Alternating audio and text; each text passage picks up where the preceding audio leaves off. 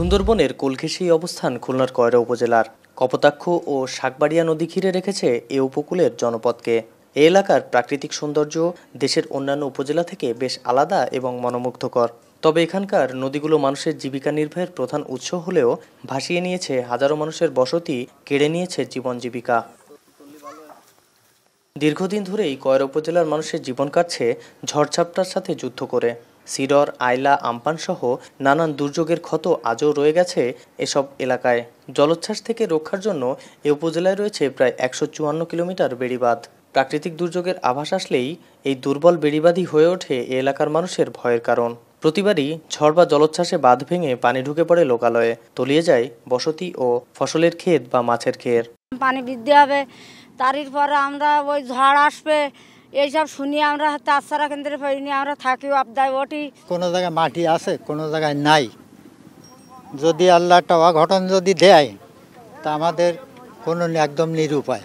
টেকসই বেড়িবাঁধ না হয় ভবিষ্যৎ দেখা যায় যে এই রাস্তা সবাই যে ভেঙে যায়, শুধু এই উপজেলা প্লাবিত হবে না, সমস্ত উপজেলা যত ইউনিয়ন আছে ইউনিয়নগুলো সব প্লাবিত হওয়ার সম্ভাবনা আছে।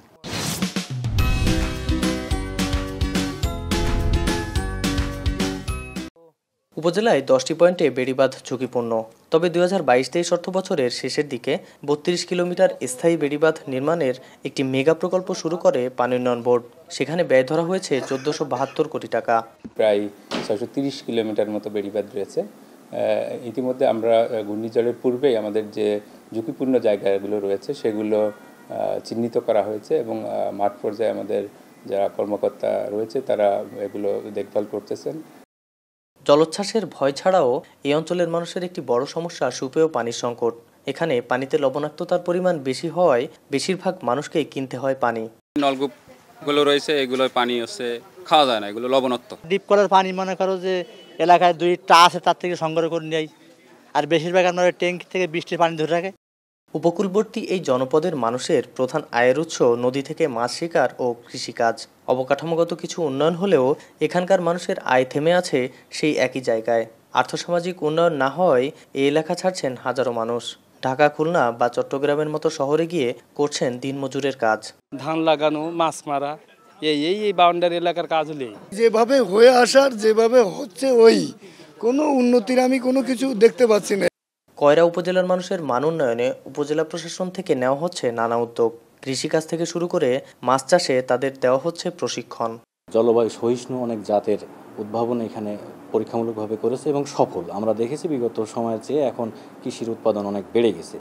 এদিকে উপজেলার মানুষের একমাত্র চাওয়া টেকসই বেড়িবাঁধ।